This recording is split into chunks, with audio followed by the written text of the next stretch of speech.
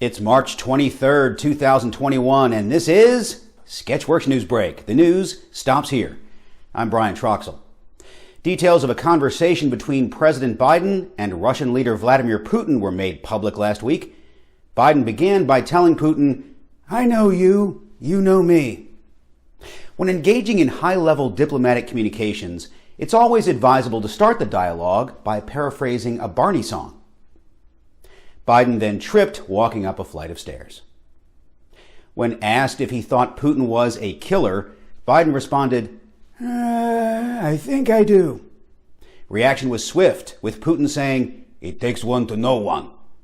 Biden immediately retorted with, "I know you are, but what am I?" These intelligent barbs continued for several minutes and concluded with Biden double dog daring Putin to meet him at the flagpole for a knuckle sandwich. Biden then tripped walking up a flight of stairs. The same thing happened to President Gerald Ford in 1975, which means Chevy Chase has a chance to become relevant again, if he weren't such an enormous asshole. Kids in cages are back as a record number of migrants scamper across the border from Mexico, spurred on by President Biden's more lax immigration policies. The Biden administration has a plan, however, and that plan is to put a gag order on Border Patrol personnel and make sure no photos are taken so no one can see how bad things are. Problem solved. Or not, as some photos leaked a few days ago from an overcrowded detention center in Texas. The chain link fencing has been upgraded to plastic fencing, and the children get foil blankets.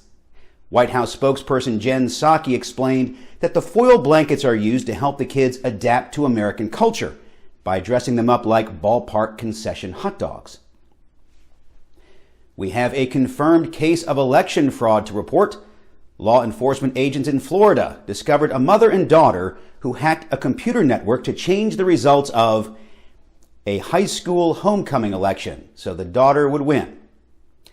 Former President Donald Trump insists he did not lose this election either.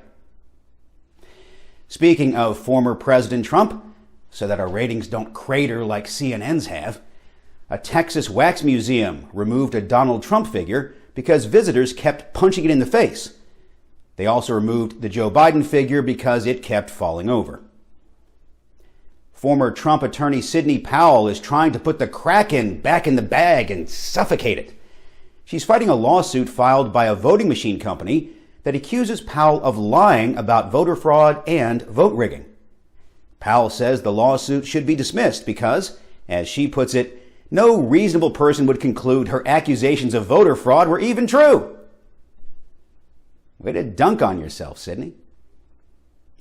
A new study showed that during the COVID pandemic, women are much more likely to stress eat than men. The study also showed that men are much more likely to, you know what men are more likely to do. More people are getting the COVID-19 vaccine as more states finally open eligibility to people who aren't 65 and older. Sketchworks NewsBrake correspondent Tim Millard even got his first shot. Brian, I received my first of 2 doses of the COVID vaccine, and I'm feeling really good. In fact, I've not had any major side effects. All that I had was a little bit of soreness on the injection site. But by now, it's actually healed.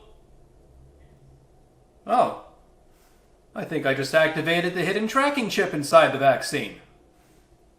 Neat. Now, if you'll excuse me, Brian, Bill Gates needs my help to help him fight a war against George Soros, the lizard people, and the cast of the 1980s sitcom Small Wonder. For Sketchworks NewsBrake, I'm Tim Millard. For now. Thank you, Tim. I can't wait to see what the second shot does. A Florida couple who moved into their new Cape Coral neighborhood right as the pandemic was starting last year finally decided to meet all of their new neighbors by posting signs that they would be giving away free beer in their driveway. Is that all there is to this story? I mean, there's got to be more to it than that. Nobody demanded meth instead? Come on, this is Florida. Many see this as yet another example of casual alcoholism and America's moral failing. Hospitals are implementing robot doctors to ease patient loads and maintain social distancing. Yet somehow they still only have available appointments with the robot nurse practitioner. Researchers at the World Food Center in Oakland, California have found when cows eat seaweed, it cuts their methane emissions by 82%. The drawback is cows keep drowning.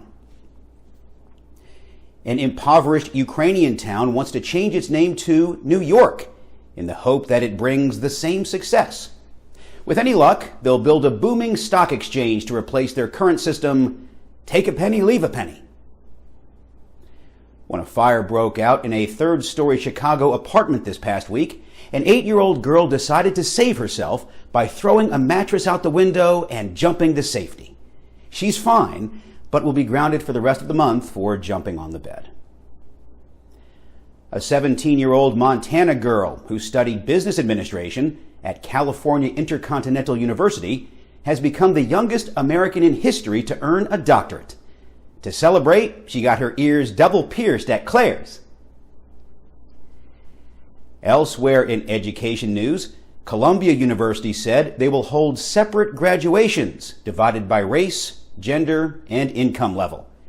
Meanwhile, the University of Phoenix will hold separate graduations based on each student's bankruptcy chapter. On Friday, 5 White House employees were fired for marijuana use. It would have been 6, but Biden found a doctor to write a note claiming the president has glaucoma. After President Biden's edibles kicked in.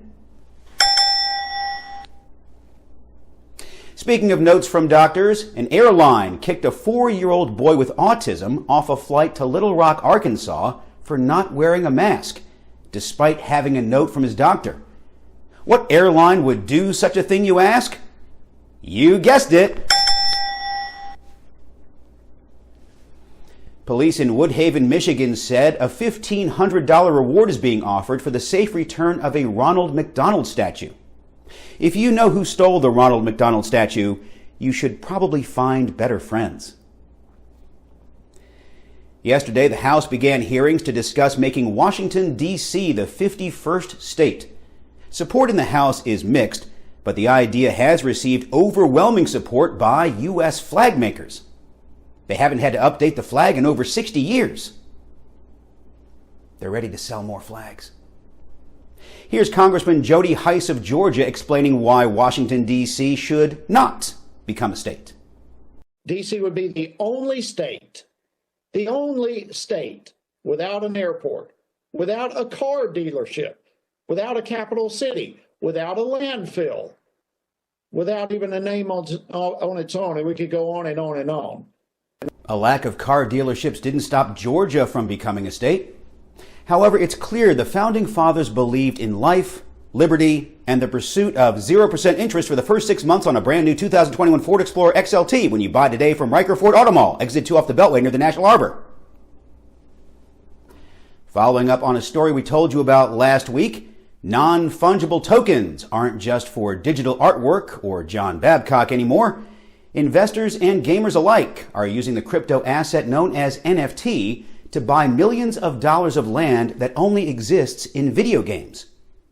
In related news, look for Nintendo's newest game, Animal Crossing Gentrification.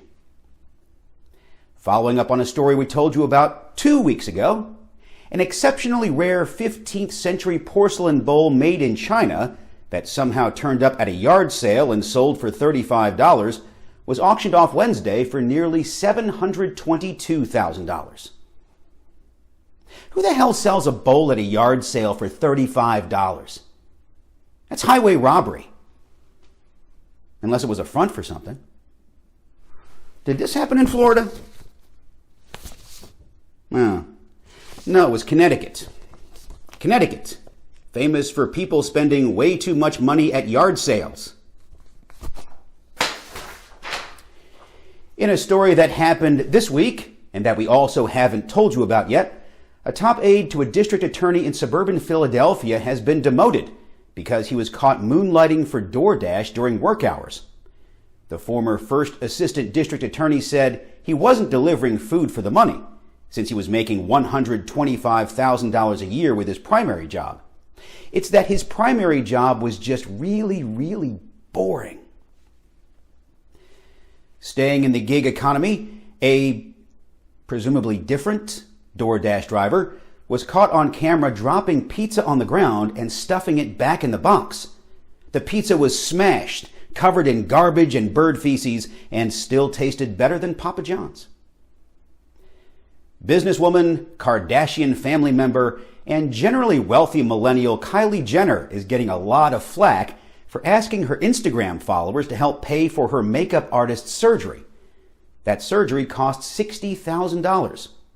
Forbes estimates Jenner is worth close to $1 billion. But, on the bright side, her sister Kendall did offer the makeup artist a Pepsi. 89-year-old screen legend Kim Novak said she woke up dazed and naked at a Hollywood party in 1958 and accused actor Tony Curtis of spiking her drink. Curtis released no statement in response to Novak's claims because he died 11 years ago. This raises an interesting question. Are we to let an alleged past transgression completely define the life of an individual? Who among us has not had lapses in judgments in our own lives, which, in hindsight, we regret? I sure have. But I'm not the one on trial here. Point is, we do not know the events which transpired 63 years ago. And if Curtis was the one who spiked Ms. Novak's drink, I'm sure it would be something he profoundly regrets. Just as I'm sure he regrets making the Bad News Bears go to Japan, which is a seriously awful movie. Even Jackie L. Hurley calls it the worst movie ever made. It was so bad, the kid who played Tanner in the previous 2 Bad News Bears movies said, "You know what? I'm going to pass on this one." Whatever happened to that guy? If you know, comment below. Molson Coors and Goodwill are teaming up where donations will be met with a free case of Coors Light. Goodwill says they were overwhelmed by the generosity, but aren't sure what to do with so many MAGA hats. According to a Cambridge University research study, individuals who work 1 day a week are happier than those who work 5 days a week. Which is why we only do NewsBrake once a week. And see? Don't I look happy? And that's all for Sketchworks NewsBrake. We'll be back next week, and we hope you are too. I'm Brian Troxel. Say hi to your mom for me.